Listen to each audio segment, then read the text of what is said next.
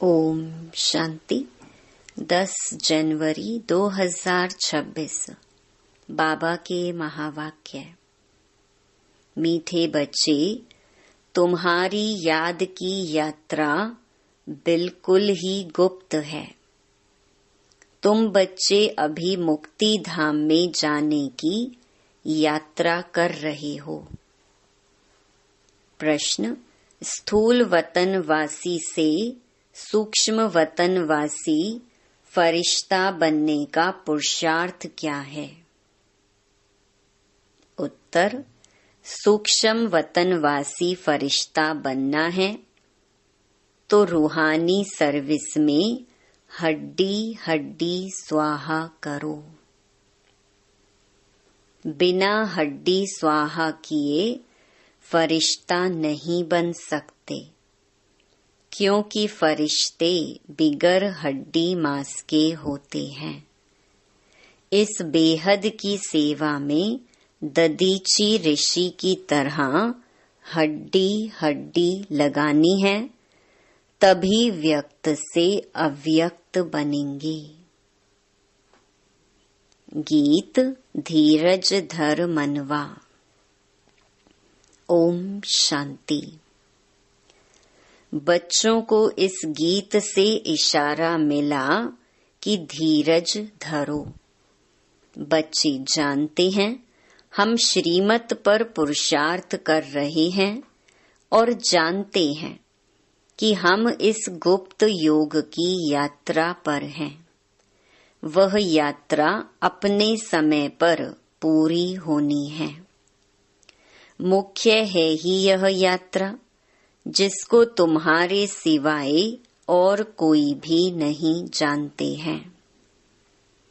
यात्रा पर जाना है जरूर, और ले जाने वाला पंडा भी चाहिए। इसका नाम ही रखा हुआ है पांडव सेना।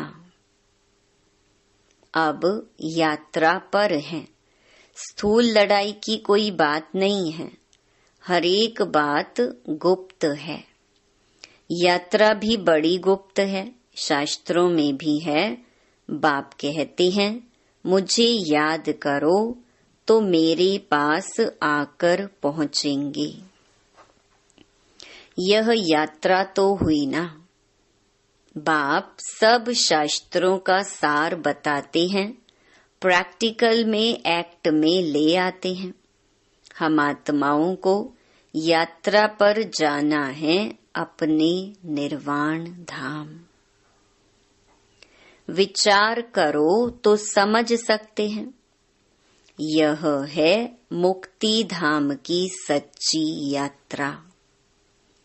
सब चाहते हैं हम मुक्ति धाम में जाएं। यह यात्रा करने के लिए कोई मुक्ति धाम का रास्ता बताए, परंतु बाप तो अपने समय पर आपे ही आते हैं, जिस समय को कोई नहीं जानते हैं। बाप आकर समझाते हैं तो बच्चों को निश्चय होता है। बरोबर यह सच्ची यात्रा है जो गाई हुई है। भगवान ने यह यात्रा सिखाई थी, मन मना भव मध्याजी भव। यह अक्षर भी तुम्हारे काम के बहुत हैं। सिर्फ किसने कहा, यह भूल कर दी है। कहते हैं देह सहित देह के संबंधों को भूल जाओ। इनको ब्रह्मा बाबा को भी देह है। इनको भी समझाने वाला दूसरा है, जिसको अपनी देह नहीं है। वह बाप है विचित्र, उनको कोई चित्र नहीं है। और तो सबके चित्र हैं। सारी दुनिया चित्रशाला है। विचित्र और चित्र अर्थात जीव और आत्मा का यह मनुष्य स्वरूप बना हुआ है। तो वह बाप है विचित्र। समझाते हैं मुझे इस चित्र का आधार लेना पड़ता है बरोबर शास्त्रों में है, भगवान ने कहा था जबकि महाभारत लड़ाई भी लगी थी। राजयोग सिखाते थे, जरूर राजाई स्थापन हुई थी, अभी तो राजाई है नहीं। राजयोग भगवान ने सिखाया था नई दुनिया के लिए, क्योंकि विनाश सामने खड़ा था। समझाया जाता है ऐसा हुआ था जबकि स्वर्ग की स्थापना हुई थी। वह लक्ष्मी नारायण का राज्य स्थापन हुआ था। अभी तुम्हारी बुद्धि में है सतयुग था, अभी कलयुग है। फिर बाप वही बातें समझाते हैं। ऐसा तो कोई कह न सकी कि मैं परम धाम से आया हूँ तुमको वापस ले जाने।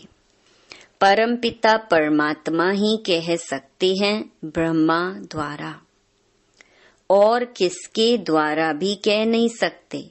सूक्ष्म वतन में है ही ब्रह्मा विष्णु शंकर।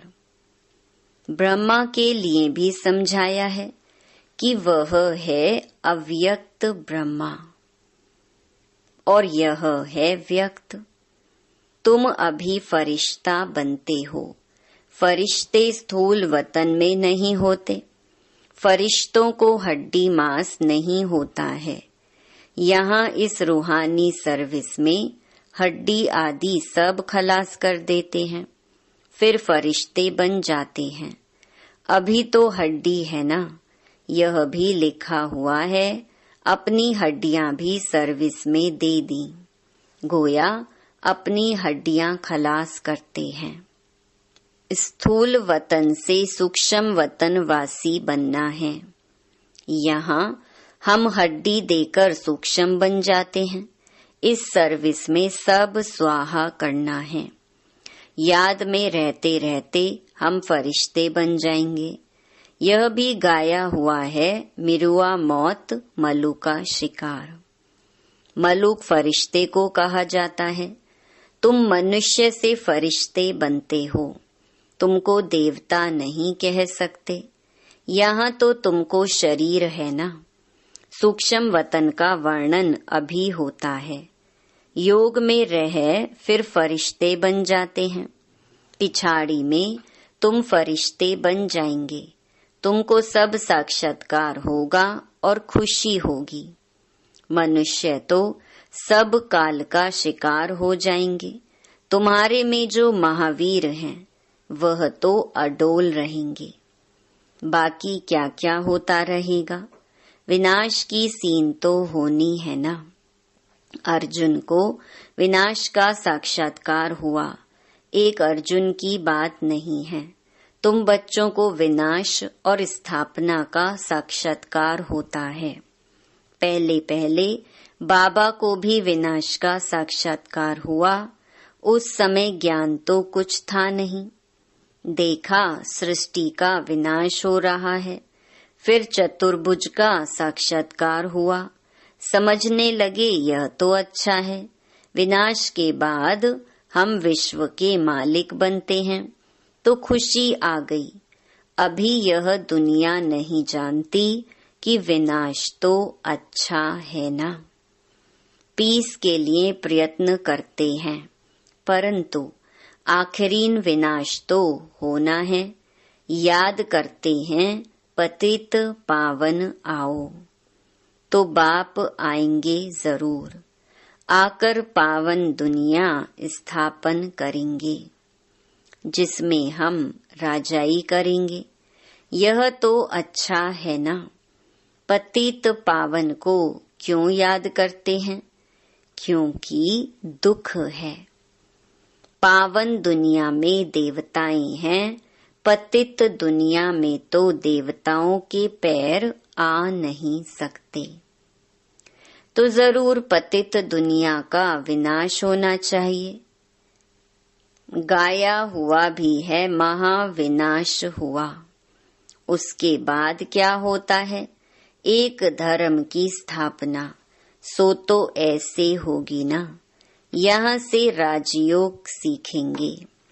विनाश होगा, बाकी भारत में कौन बचेगा? जो राजयोग सीखते हैं, नॉलेज देते हैं, वही बचेंगे। विनाश तो सबका होना है, इसमें डरने की बात नहीं। पतित पावन को बुलाते हैं, जबकि वह आते हैं तो खुशी होनी चाहिए ना। बाप कहते हैं, विकारों में मत जाओ, इन विकारों पर जीत पाओ व दान दे दो तो ग्रहण छूटे। भारत का ग्रहण छूटता जरूर है, काले से गोरा बनना है। सतयुग में पवित्र देवताएं थे, वह जरूर यहाँ बने होंगे। तुम जानते हो, हम श्रीमत से निर्विकारी बनते हैं। भगवान उवाच, यह है गुप्त। श्रीमत पर चलकर तुम बादशाही पाते हो। बाप कहते हैं, तुमको नर से नारायण बनना है। सेकंड में राजाई मिल सकती है। शुरू में बच्चियां 4-5 दिन भी वैकुंठ में जाकर रहती थीं।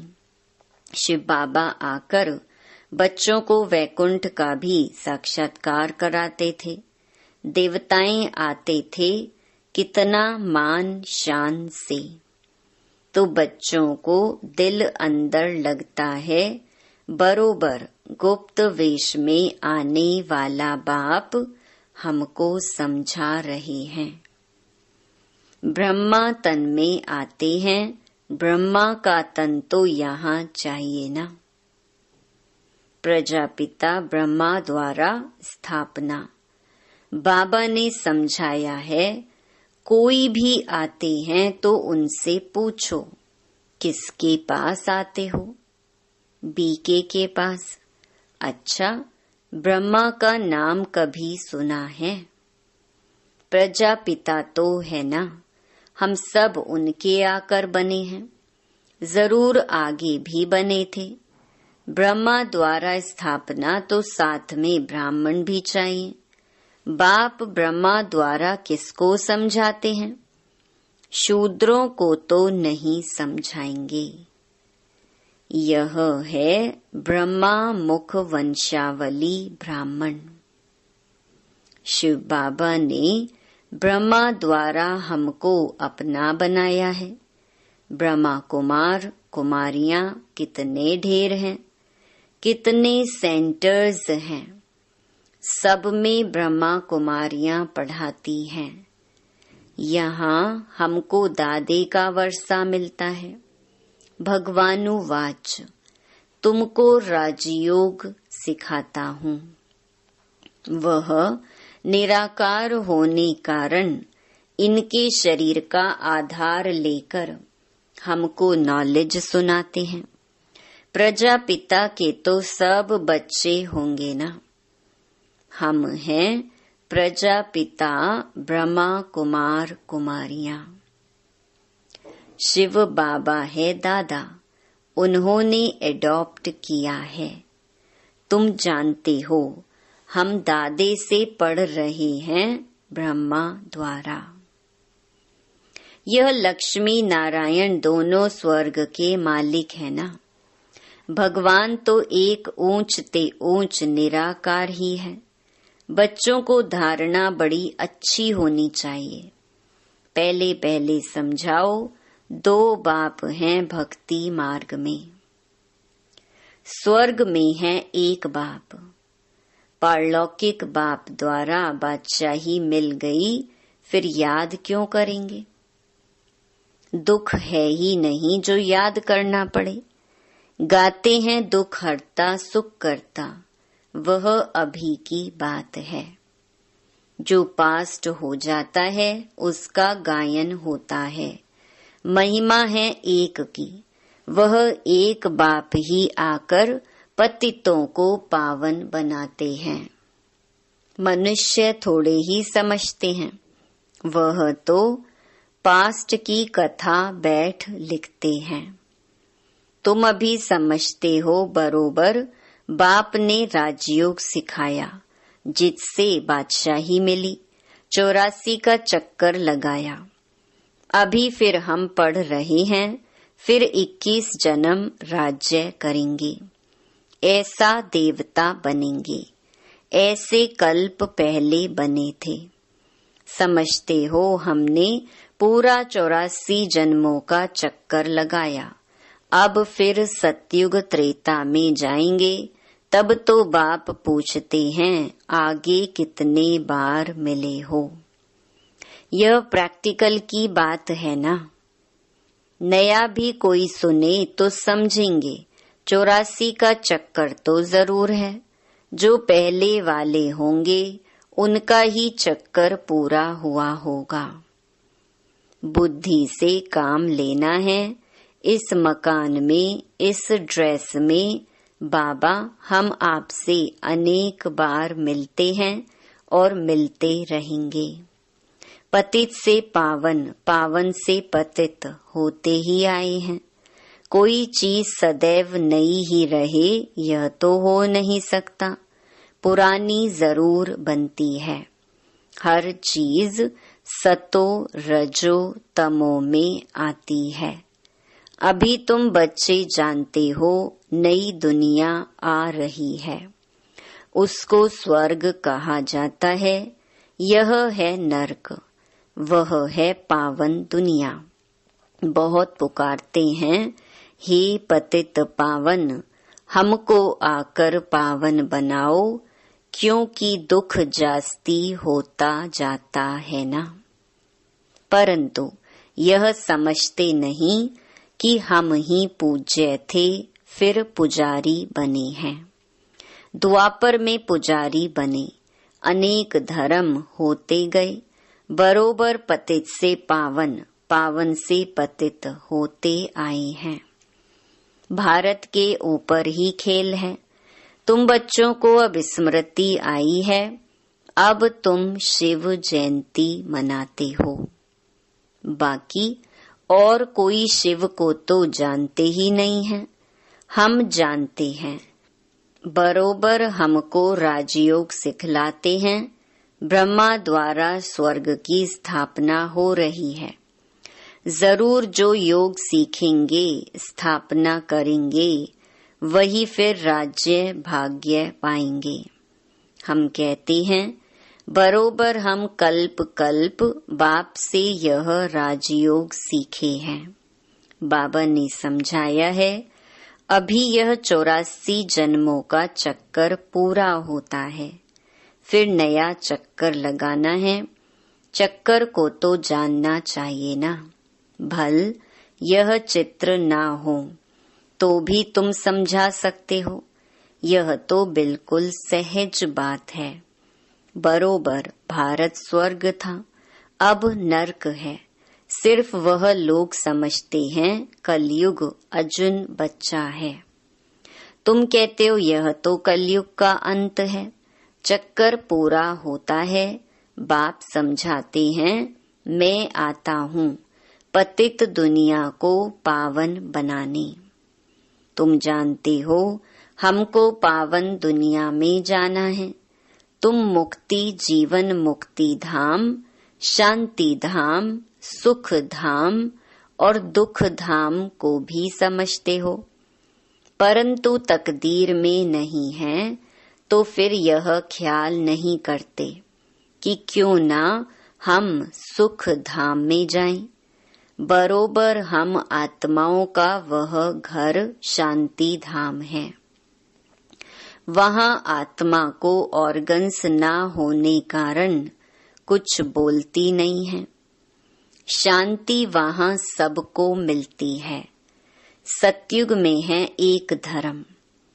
यह अनादि अविनाशी वर्ल्ड ड्रामा है जो चक्कर लगाता ही रहता है। आत्मा कभी विनाश नहीं होती है।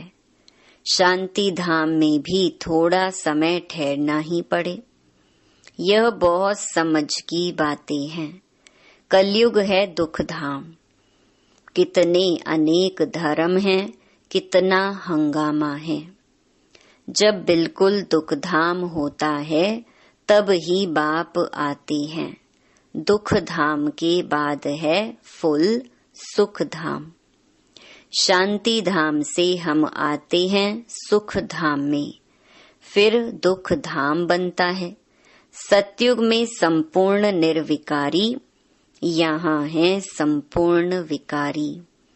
यह समझाना तो बहुत सहज है ना, हिम्मत चाहिए। कहाँ भी जाकर समझाओ, यह भी लिखा हुआ है।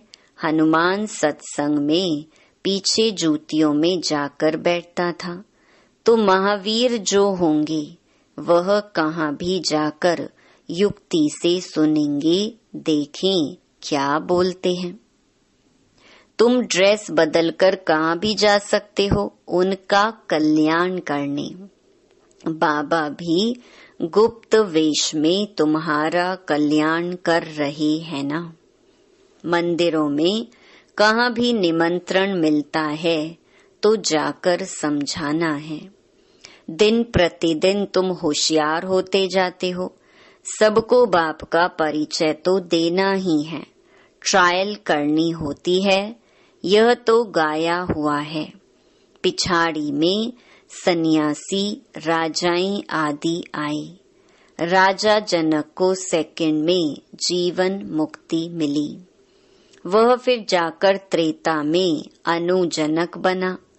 अच्छा, मीठे मीठे सिकीलधे बच्चों प्रति मात पिता बाप दादा का याद प्यार और गुड मॉर्निंग। रूहानी बाप की रूहानी बच्चों को नमस्ते। धारणा के लिए मुख्य सार। पहला, अंतिम विनाश की सीन देखने के लिए अपनी स्थिति महावीर जैसी निर्भय अडोल बनानी है। गुप्त याद की यात्रा में रहना है। दूसरा, अव्यक्त वतनवासी फरिश्ता बनने के लिए बेहद सेवा में ददीची ऋषि की तरह अपनी हड्डी हड्डी स्वाहा करनी है। वरदान, पहली श्रीमत पर विशेष अटेंशन दे। फाउंडेशन को मजबूत बनाने वाले सहज योगी भव। बाप दादा की नंबर 1 श्रीमत है कि अपने को आत्मा समझकर बाप को याद करो। यदि आत्मा के बजाय अपने को साधारण शरीरधारी समझते हो तो याद टिक नहीं सकती। वैसे भी कोई दो चीजों को जब जोड़ा जाता है तो पहले समान बनाते हैं। ऐसे ही आत्मा समझकर याद करो तो याद सहज हो जाएगी। यह श्रीमत ही मुख्य फाउंडेशन है। इस बात पर बार बार अटेंशन दो तो सहज योगी बन जाएंगे। स्लोगन, कर्म आत्मा का दर्शन कराने वाला दर्पण है, इसीलिए कर्म द्वारा शक्ति स्वरूप को प्रत्यक्ष करो। अव्यक्त इशारे, इस अव्यक्ति मास में बंधन मुक्त रहे, जीवन मुक्त स्थिति का अनुभव करो। ब्राह्मण सो फरिश्ता अर्थात जीवन मुक्त। जीवन बंध नहीं, न देह का बंधन, न देह के संबंध का बंधन, न देह के पदार्थों का बंधन।